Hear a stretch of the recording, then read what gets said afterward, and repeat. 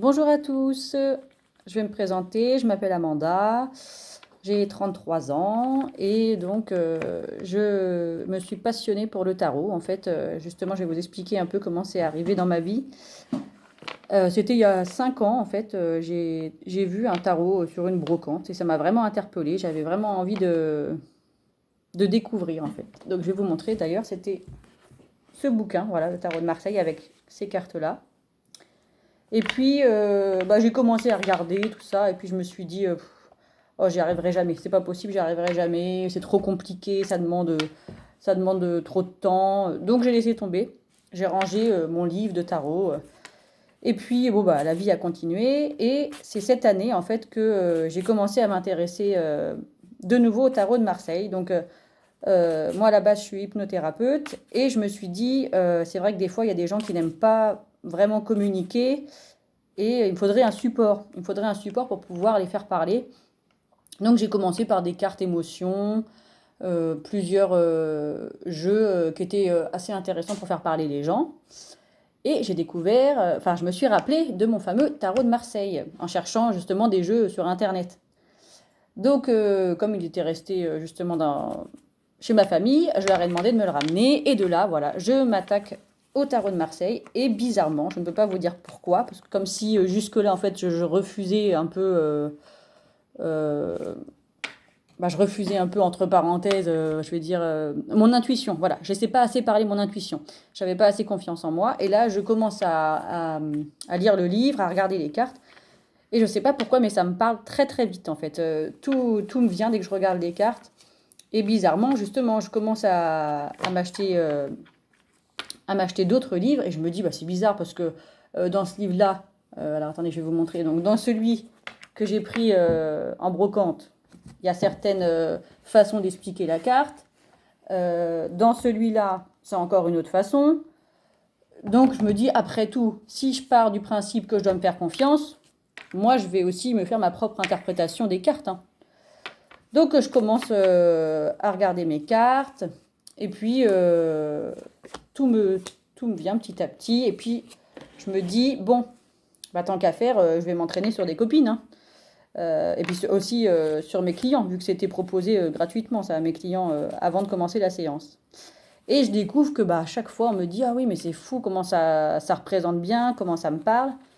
Et c'est vrai que plus ça va, plus je regarde des vidéos sur le tarot de Marseille et je me rends compte que de toute façon le tarot de Marseille c'est vraiment l'histoire de la vie en fait. C'est vraiment les conseils de la vie, euh, ce qui se passe dans notre vie. Et de là, je me prends d'amour pour le tarot de Marseille, je vous assure, je me prends d'amour pour lui parce que carrément j'en rêve la nuit en me disant mais c'est génial, il y a tellement de choses à apprendre dessus, j'ai vraiment envie de continuer, de continuer, de continuer. Et je vois que de mieux en mieux ça marche, que de plus en plus j'arrive à interpréter les cartes. Mais je me dis, bon, de toute façon, il faut toujours, toujours, toujours apprendre dans la vie. Et le tarot de Marseille, c'est infini. Même quand on sera mort, on n'aura pas tout appris, tellement qu'il y a de détails et de choses très explicites. Et aussi, on doit beaucoup laisser parler notre imagination. Donc, c'est vraiment plein de choses différentes. Et je me dis, je vais m'acheter une formation. De là, parce que je tombe sur des vidéos d'un monsieur génial qui traite le tarot avec énormément d'humour. Pour ceux qui ont besoin, je mettrai le lien parce que bien sûr, je ne veux aucun problème par rapport à des petites réflexions que j'ai pu avoir, comme quoi je me ferai des vidéos pour avoir, euh, entre parenthèses, je ne sais pas, monétiser ma chaîne et en volant une formation, je ne sais quoi.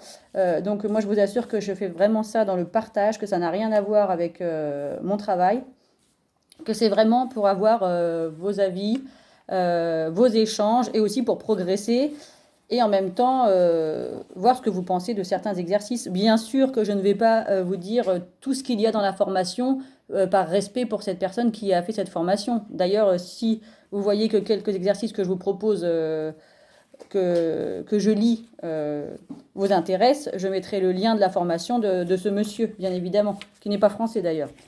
Et, euh, et donc, voilà, j'ai reçu ma formation ce week-end. Et j'ai revu plein de choses. Justement, j'ai tout remis en question. Je me suis dit, ah, mais zut, mais moi je pensais que ça c'était comme ça c'était comme ça. Donc qu'est-ce que je fais? J'écoute quand même ce que monsieur nous inculque, mais je vais continuer quand même à me faire confiance parce que j'ai vu que quand je respectais totalement ce qu'on pouvait apprendre en formation, mes résultats étaient faux. Alors qu'à chaque fois que je faisais confiance à mon intuition, ils étaient bons. C'est pour ça que, par exemple, certains diront que cette carte, par exemple la Lune, est très négative, d'autres très positive.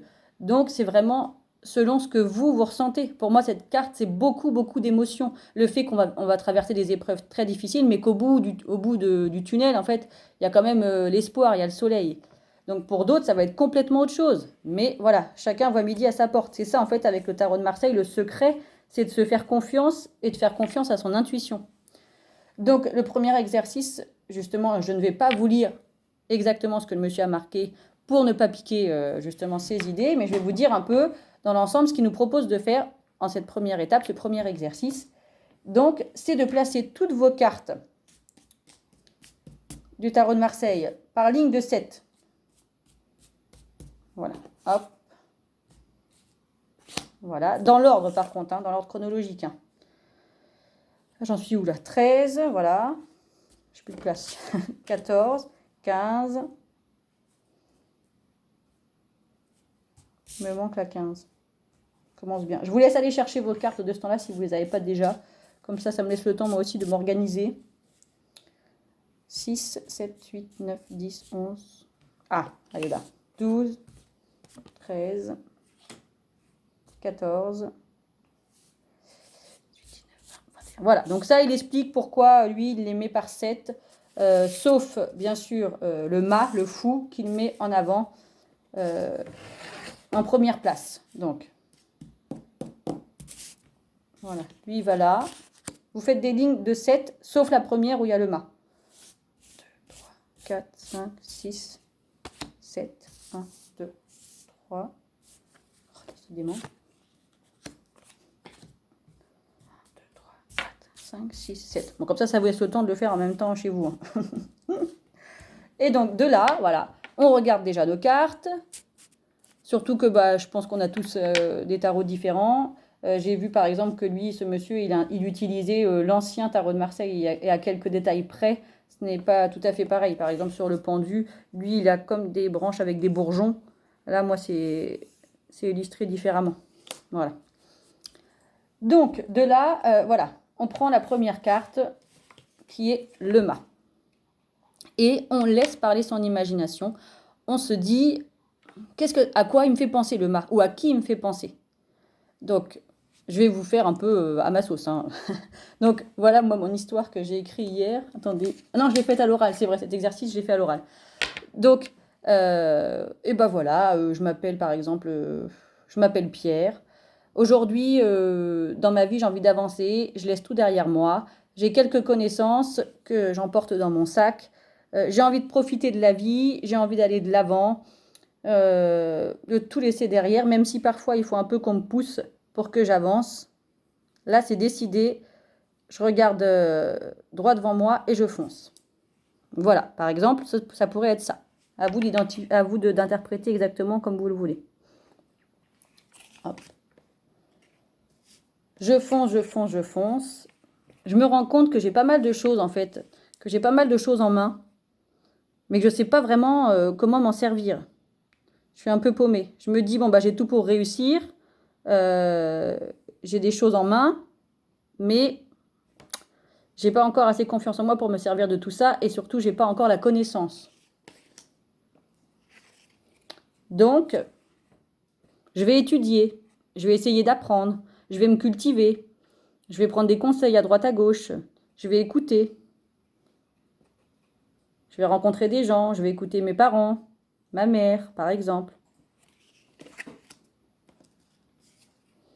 Et puis justement, quand on m'aura appris tout ça, je me sentirai un peu mieux. Je serai plus sage, je serai plus posée, plus dans la communication. Là, vous pouvez vraiment encore. Là, je vous le fais vraiment en rapide, mais normalement, plus on décrit la carte, mieux c'est. Plus on décrit une histoire, mieux c'est. Et puis bah, là, par exemple, bah, il y a mon père qui s'oppose justement à mes choix, qui s'oppose à ce que j'ai envie de faire, à ce qu'on m'a inculqué, qui me dit que c'est pas forcément comme ça. Donc il y a cette autorité qui,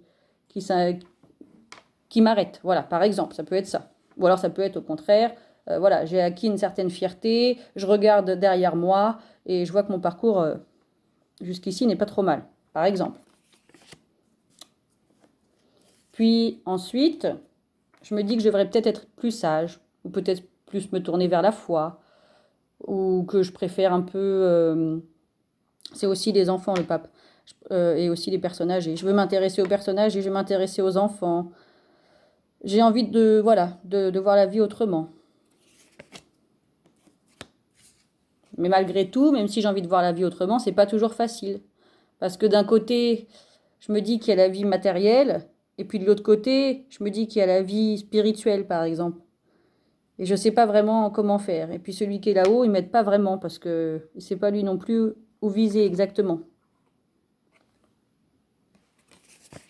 Bien sûr, vous me direz en commentaire exactement comment vous l'interprétez, hein, sachant qu'on aura vraiment tous des avis complètement différents. Mais c'est vrai que c'est intéressant parce que ça nous permet d'apprendre nos cartes et puis de, de s'y approprier. Et puis vous voyez, à chaque fois quand on arrive au bout d'une ligne, c'est la fin d'une étape. Donc là, j'ai réussi. J'ai ma maison, j'ai des enfants, je vais de l'avant, j'ai 2 voitures. Voilà. Sauf que la dure loi de la vie m'apprend que tout ce qui est matériel, ça ne fait pas tout. Qu'il faut un équilibre dans tout ça. Qu'il faut être plus juste. Que parfois, il faut faire attention à nos paroles. Parce que avec cette épée-là, parfois nos paroles, elles peuvent blesser.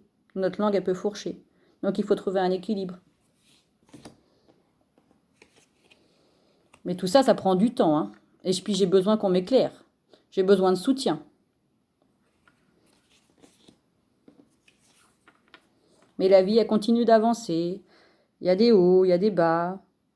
Et puis il y a aussi l'histoire de ma famille, la généalogie. Généalogie. J'arrive pas à le dire. Généalogie. Je sais, j'arrive pas à le dire.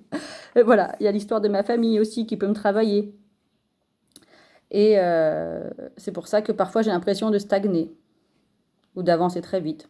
Ça dépend. Mais j'ai la force en moi, j'ai le courage. Parfois, j'aimerais justement dire à ce courage de se taire parce que, parce que j'en ai marre, tout simplement. Et puis d'autres fois, justement, j'ai envie d'ouvrir à l'intérieur de moi pour aller voir ce qu'il y a à l'intérieur. Mais pour ça, justement, il m'en faut beaucoup de force parce que c'est pas toujours facile. Et puis comme c'est pas facile, bah je préfère ne plus rien faire. Je préfère me bloquer complètement. Je préfère me bloquer et puis attendre que ça passe. Et puis en même temps, avec mes mains à l'envers, je me mens à l'intérieur de moi. Je cache quelque chose. Et puis, moi, j'interprète ça comme ça. Et puis, je compte les boutons 1, 2, 3, 4 qui me ramènent